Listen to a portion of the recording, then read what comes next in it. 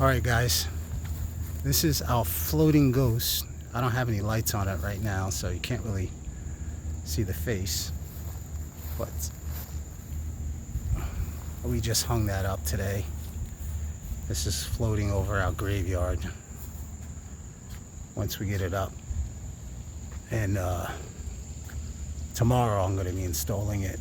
But that's what it looks like, the floating ghost. De Gennaro's floating ghost. I'm just saying. Pretty badass if I don't say so myself.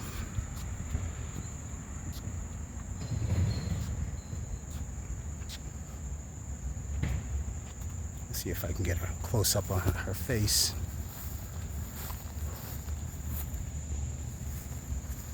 Yeah, there it is.